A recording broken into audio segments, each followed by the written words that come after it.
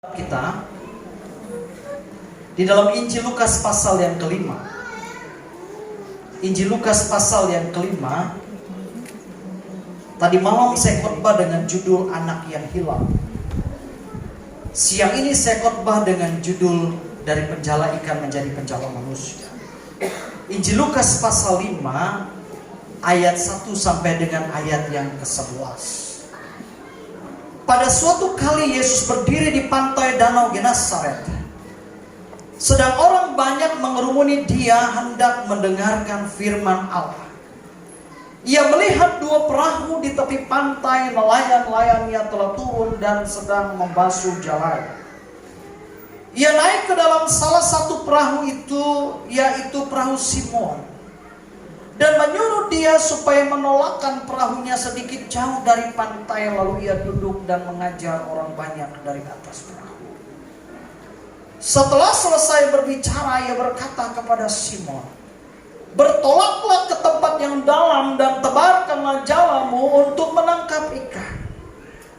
Simon menjawab, "Guru, telah sepanjang malam kami bekerja keras dan kami tidak menangkap apa-apa. Tetapi karena Engkau yang menyuruhnya, aku akan menebarkan jala juga." Dan setelah mereka melakukannya, mereka menangkap sejumlah besar ikan sehingga jala itu mulai koyak. Lalu mereka memberi isyarat kepada teman-temannya di perahu yang lain supaya mereka datang membantunya. Dan mereka itu datang, lalu mereka bersama-sama mengisi kedua perahu itu dengan ikan hingga hampir tenggelam. Ketika Simon Petrus melihat hal itu, ia pun tersungkur di depan Yesus dan berkata, "Tuhan, pergilah daripadaku, karena aku ini seorang berdosa." Sebab ia dan semua orang yang bersama-sama dengan dia takjub oleh karena banyaknya ikan yang mereka tangkap. Demikian juga Yakobus dan Yohanes, anak-anak Zebedeus yang menjadi teman Simon. Kata Yesus kepada Simon, "Jangan takut. Mulai dari sekarang engkau akan menjala manusia." Dan sesudah mereka menghela perahu-perahunya ke darat, mereka pun meninggalkan segala sesuatu lalu mengikuti Yesus. Kisah tentang penjala ikan menjadi penjala manusia adalah cerita di mana Tuhan Yesus jumpa dengan murid-muridnya dan Tuhan Yesus panggil mereka untuk mengikuti Yesus pada akhirnya. Alkitab ceritakan bahwa di dalam ayat yang pertama, pada suatu kali Yesus berdiri di pantai Danau Genesaret, sedang orang banyak mengerumuni dia hendak mendengarkan firman Allah. Jadi tujuan orang banyak berkerumun mendekati Yesus untuk mendengarkan firman yang Yesus sampaikan. Dan di tepi pantai dengan Genesaret itu, ia melihat dua perahu di tepi pantai. Nelayan-nelayannya telah turun dan sedang membasuh jalannya. Alkitab ceritakan Yesus naik ke atas perahu, dan perahu itu adalah perahu Simon. Yesus memerintahkan kepada Simon untuk menolakkan perahunya sedikit jauh dari pantai. Dan Yesus mengajar dari atas perahu Simon itu. Alkitab bilang selesai Yesus berbicara, mengajar kepada orang yang mendengarkan dia, lalu dia bilang dengan Simon dalam ayat keempat, "Bertolaklah ke tempat yang dalam dan tebarkanlah jalamu untuk menangkap ikan." Mereka sudah selesai bekerja sepanjang malam, dan mereka sedang membersihkan jalannya di tepi pantai Danau Genesaret. Dan Yesus jumpa dengan mereka, dan Yesus bilang kembali kepada Simon untuk bertolak ke tempat yang dalam dan menebarkan jala. Padahal mereka sudah selesai bekerja, dan Yesus kembali memerintahkan kepada Simon untuk menebarkan jala dan bertolak ke tempat yang dalam. Apa jawab Simon? "Guru, telah sepanjang malam kami bekerja keras dan kami tidak menangkap apa-apa." Dengan kata lain Simon mengomong, "Tuhan, Kami sudah bekerja, kami sudah menjala, bahkan menjala kami sepanjang malam. Tapi ketika kami menjala sepanjang malam, kami tidak mendapat apa-apa. Karena Yesus jumpa mereka, mereka selesai menjala, dan mereka membersihkan jalannya, dan benar mereka tidak mendapat apa-apa ketika mereka menjala. Mari kita belajar peristiwa ini bersama-sama Bapak Ibu, tentang dari penjala ikan menjadi penjala manusia. Apakah pembelajaran dapat kita ambil dari kisah ini? Yang pertama, dari penjala ikan menjadi penjala manusia, itu berbicara tentang ketaatan. Di dalam ayat yang kelima, ketika ayat keempat Yesus memerintahkan Simon untuk tebarkan jala dan menangkap ikan, Simon menjawab, "Guru, telah sepanjang malam kami bekerja keras dan kami tidak menangkap apa-apa." Lalu Simon ngomong dengan Tuhan Yesus, "Karena Engkau yang menyuruhnya, aku akan menebarkan jala juga." Dalam ayat 5, "Karena Engkau yang menyuruhnya, aku akan menebarkan jala juga." Dalam dialog percakapan antara Yesus dan Simon, Simon tidak serta-merta memberikan alasan tambahan lagi. Dan Simon tidak bilang sama Yesus, "Guru, yang tahu tentang strategi melaut, yang tahu tentang strategi dan cara menangkap ikan itu saya. Saya lebih tahu daripada engkau, karena kami sudah bekerja keras sepanjang malam, kami tidak dapat apa-apa." Tidak terjadi dialog tambahan dari Simon dengan dia memberikan alasan tentang pengalamannya, tentang apa yang dia sudah kerjakan sepanjang malam dan nihil hasilnya. Simon tidak memberikan sebuah penjelasan panjang lebar tentang apa yang sudah dia kerjakan. Tapi jawab Simon menarik, "Karena Engkau yang menyuruhnya. Karena Engkau yang menyuruhnya. Karena Engkau yang memerintahkannya." Karena Yesus yang menyuruh Simon untuk menebarkan jala. Apa jawabnya? "Aku akan menebarkan jala juga." Ini berbicara tentang ketaatan. Ini berbicara tentang ketaatan. Karena Tuhan yang memerintahkannya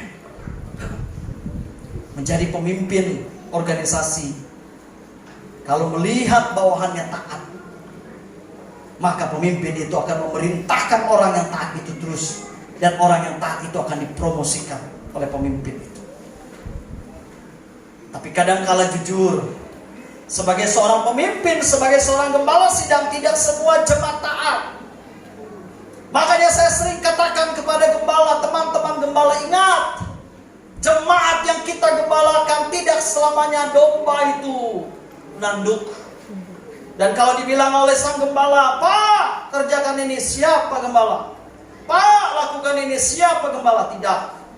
Tapi kadang-kala ada domba atau jemaat bukan hanya nunduk, tetapi dia nanduk.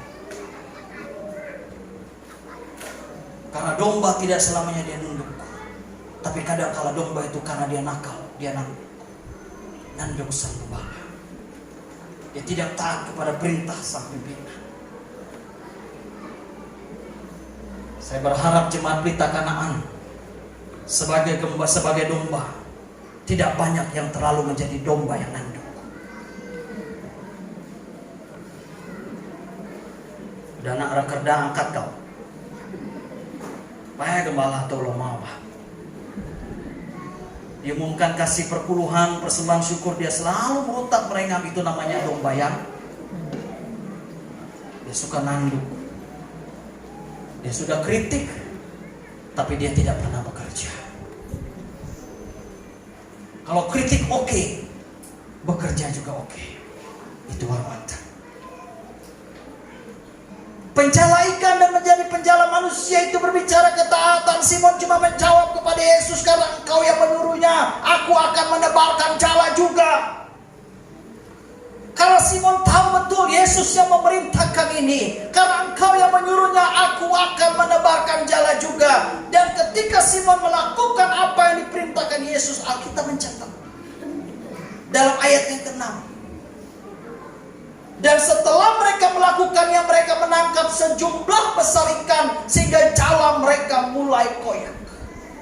Jadi waktu Simon taat kepada perintah Yesus, Akhirnya dia mendapat sejumlah besar ikan dan jala mereka mulai koyak. Mereka taat. Kalau saya bicara tentang teknik menyelam kepada orang yang jago menyelam, maka orang yang jago menyelam akan tanya dengan saya, Pak Doni pernah nyelam enggak? Nyari ikan. Mau ngajar-ngajar kami. Maka saya tidak akan bisa menjawab karena saya nggak pernah menyelam. Kalau saya kritik kerja PNJ, dia menyelam begini.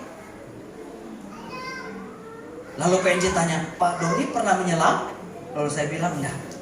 Dalam hati PNJ, enggak pernah nyelam mengajar aku tentang menyelam.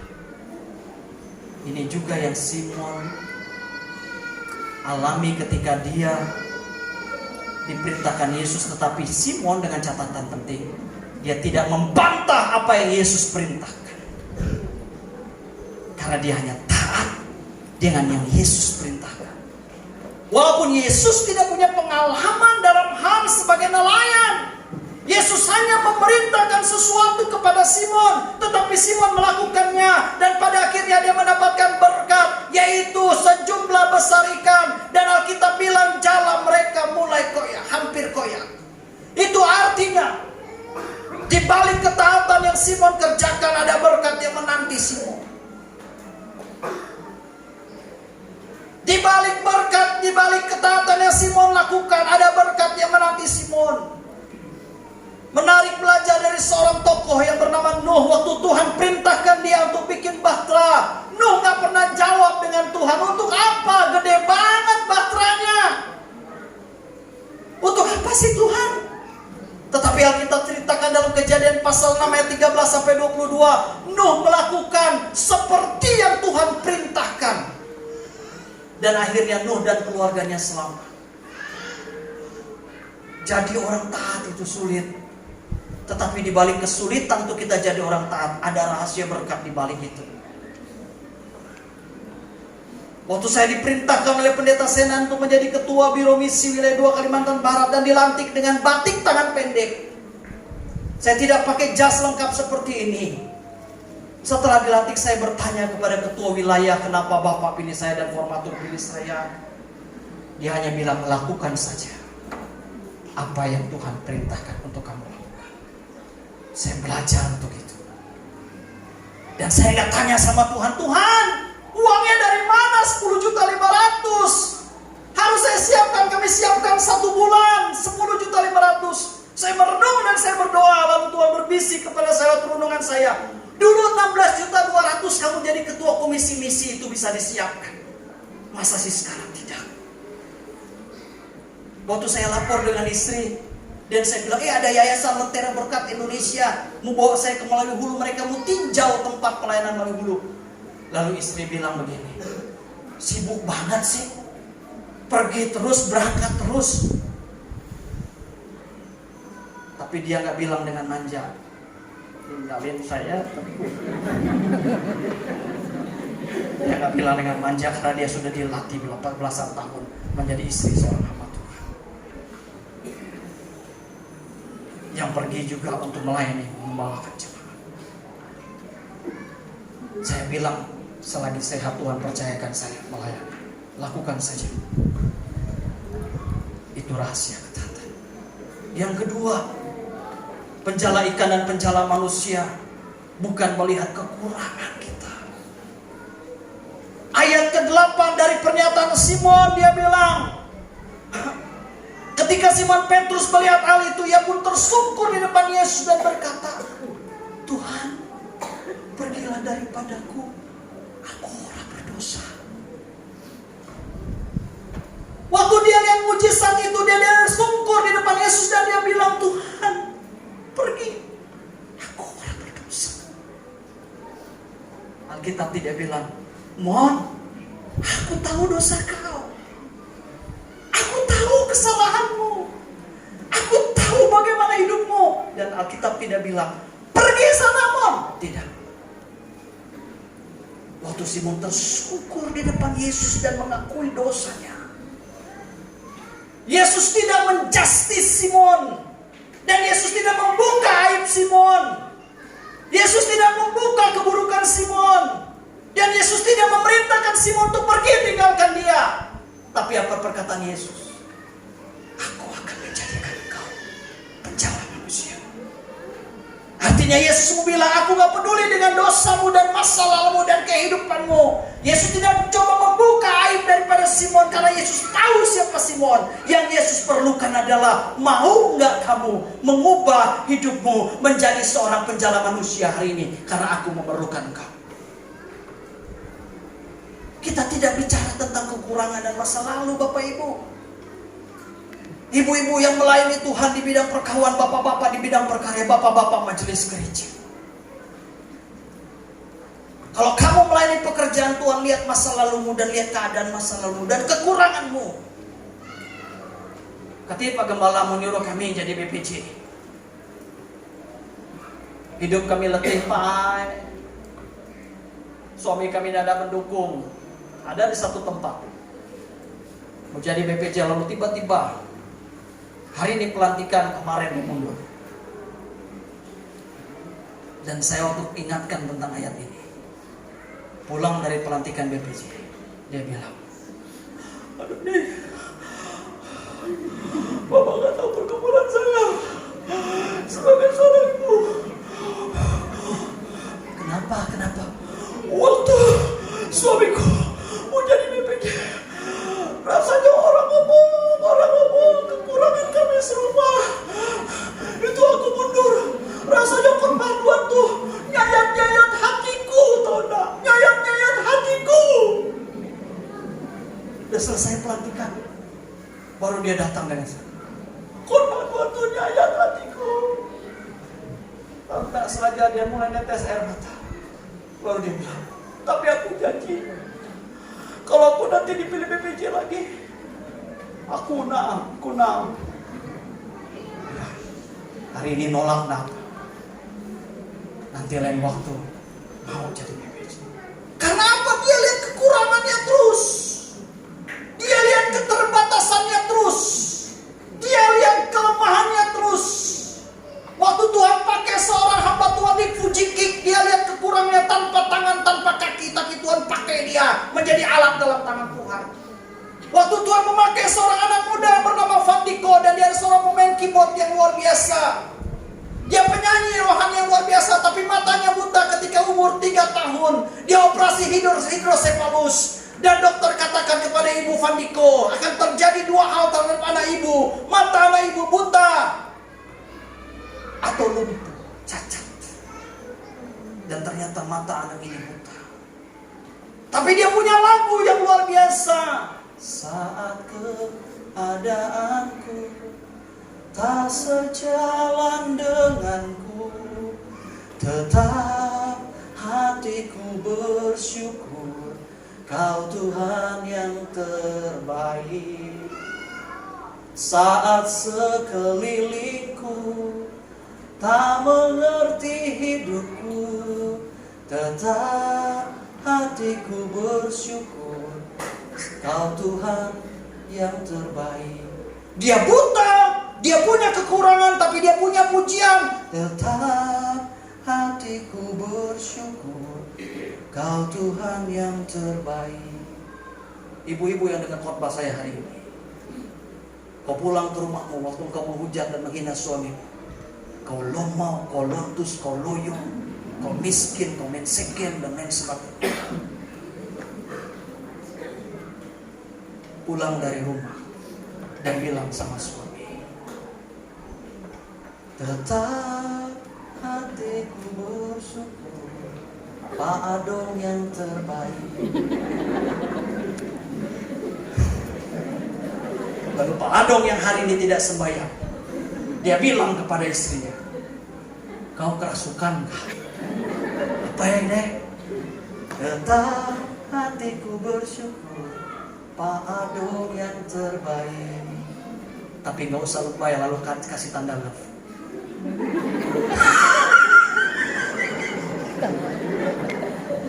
Ya kan? Kalau kita bersyukur, Walaupun dia mau lontus loyo menseken, letih, tapi kita akan bilang, tetap hatiku bersyukur. Dia suami yang terbaik, dia istri yang terbaik. Jemaat pelitakan anak akan katakan, tetap hatiku bersyukur, Bapak Gembala yang terbaik. Karena dia penolong buat kita semua. Kita tidak lihat kekurangan kita. Yang terakhir, khotbah saya, dari penjala ikan menjadi penjala manusia. Tuhan ubah fokus murid-murid dari mengurus pekerjaan pribadi untuk mengurus pekerjaan Tuhan. Ayat 10 bilang begini, demikian juga Yakobus dan Yohanes anak-anak Zebedeus yang menjadi teman Simon. Kata Yesus kepada Simon, jangan takut, mulai dari sekarang engkau akan menjala manusia. Ayat 11, dan sesudah mereka menghela perahu-perahunya ke darat, mereka pun meninggalkan segala sesuatu lalu mengikut Yesus. Yesus mulai dengan kalimat dalam ayat 10 sebelum dia ubah status murid-murid yang tadi penjala ikan menjadi penjala manusia. Yesus ubah dengan satu kata, dimulai dengan satu kata lebih dahulu, jangan takut. Itu berarti yang kita mau bilang, sebelum engkau menjadi penjala manusia, karena pekerjaanmu akan lebih berat, mengurus pikiran manusia, mengurus hati manusia, mengurus banyak manusia, dan mengembalakan dan menginjili kepada manusia. Ada satu perintah, jangan takut. Jangan takut. Itu berarti Yesus beri jaminan dulu kepada Simon dan teman-temannya untuk jangan takut mengerjakan pekerjaan Tuhan yang maha dahsyat ini. Jangan pernah takut membantu pelayanan penginjilan. Jangan pernah takut mendukung pelayanan hamba-hamba Tuhan. Jangan pernah takut untuk memberi bagi pekerjaan Tuhan. Kalau Bapak Ibu selalu berhitung dan berkata, memberi untuk pekerjaan Tuhan, kredit saya aja banyak. Mana di CU Lantak Tibo, CU Kelingkung Mang, bayar arisan, kredit motor. Kita mulai hitung semuanya, lalu kita pukul kepala. Nggak cukup, nggak cukup, dan nggak cukup. Kita mulai dengan ketakutan, kita akan jalani hidup dengan ketakutan.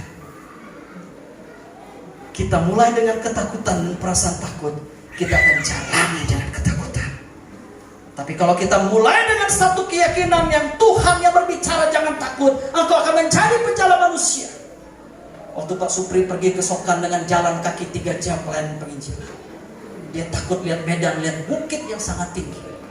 Waktu saya pelayanan ke Jabai, lihat bukit Keraru yang sangat tinggi, tapi saya jalan perlahan-perlahan.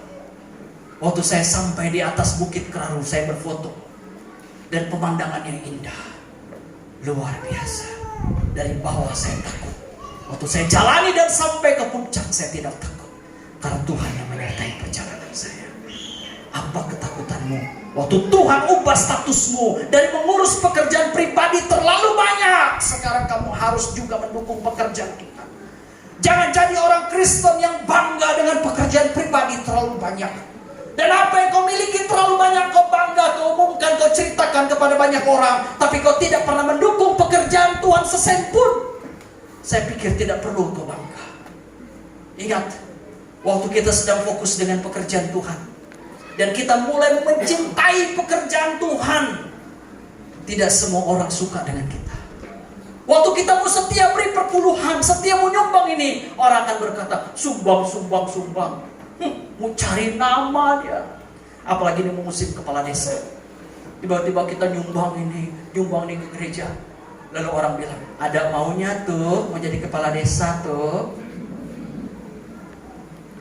Lalu tiba-tiba kita dikirim sembako, paket sembako. Lalu kita bilang, tumben orang kirim ini. Lalu setelah dicek, dari siapa? Oh, calon kades. Wajar namanya calon kades. Kebaikan kita bukan karena ada maunya, tapi kebaikan kita untuk mendukung pekerjaan Tuhan itu karena membalas segala kebaikan dan kemurahan Tuhan. Dan waktu kita mau mendukung pekerjaan Tuhan dengan total, orang gak suka, Pak. Setan gak suka, Pak. Setan gak senang. Saya tutup dengan ilustrasi. Burung Raja Wali ketika dia terbang rendah, kadangkala ada seekor gagak, anak gagak hinggap di pundak Raja Wali. Waktu burung Raja Wali terbang rendah, kadangkala ada seekor gagak yang hinggap di pundak Raja Wali. Dan gagak itu mematok bulu atau pundak burung Raja Wali. Supaya burung Raja Wali terganggu dengan gagak itu, dia patok sambil dia berisik. Dia patok sambil dia berbunyi, itu gagak. Dia patok sambil dia berbunyi, itu gagak. Tapi Raja Wali, dia tidak peduli dengan patokan gagak dan suara gagak yang seakan-akan mengganggu dia. Dia terus terbang tinggi. Dia terus terbang tinggi. Sampai pada satu ketinggian tertentu, gagak habis nafas. Karena daya jelajah gagak tidak seperti daya jelajah Raja Wali. Dan makin Raja Wali bawa anak gagak itu terbang tinggi, dan anak gagak itu akan jatuh dari pundak Raja Wali dan mati karena kehabisan energi untuk ikut terbang bersama Raja Wali. Dengarkan ilustrasi ini. Waktu engkau mau melayani Tuhan, waktu ekonomimu mulai bangkit, ada orang yang mulai iri hati dengan engkau, dan mereka mulai bilang, nyumbang gereja cari nama, dukung gereja cari nama, mentang-mentang udah berhasil, udah punya ini dan itu, cari nama, dicuri milikmu, dikolet inimu, diambil, diganggu usahamu. Kau terus naik, kerjakan pekerjaanmu dengan baik. Lama-lama orang yang molet, orang yang curi, orang yang iri hati, orang yang ganggu pekerjaanmu akan capek sendiri. Karena dia adalah gagak yang kerjanya cuma ganggu kita. Tapi kalau engkau Raja Wali, engkau terus terbang dan biarkan kau fokus dengan pekerjaanmu dan apa yang Tuhan percayakan kepadamu. Sekarang lirik sebelah kiri kanannya, bos, kau gagakkah kau Raja Wali? Lirik sebelah kanan kirinya dan bilang, bos, kau gagak kau Raja Wali? Kau tukang ganggu pekerjaan orang, kau suka curi, kau suka ribut dengan prestasi orang. Gagak itu akan mati sendiri, akan lemas sendiri. Doa saya dan doa penggembala, tidak terlalu banyak gagak di sini.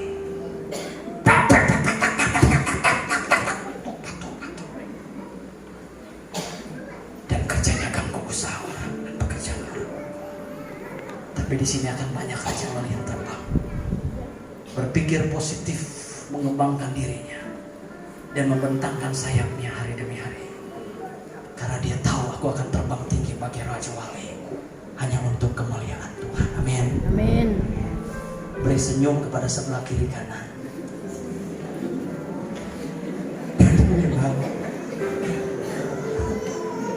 Jangan jadi gagak ya. Kalau yang suka motel-motel bini pangan, karena mantau bini pangan cantik, sementara bini diri udah gobuk, udah kayak penguin yang 1100 liter. Waktu dulu dia gadis, dia jalan begini, sehingga kau tergoda. Tapi anak udah 3, dia jalan begini.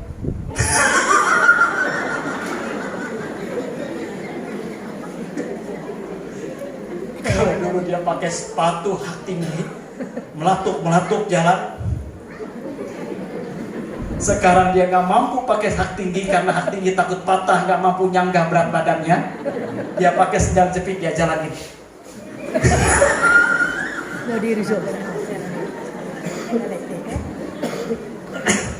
Sehingga kau jadi gagak ya, istri, bini pangan cantik.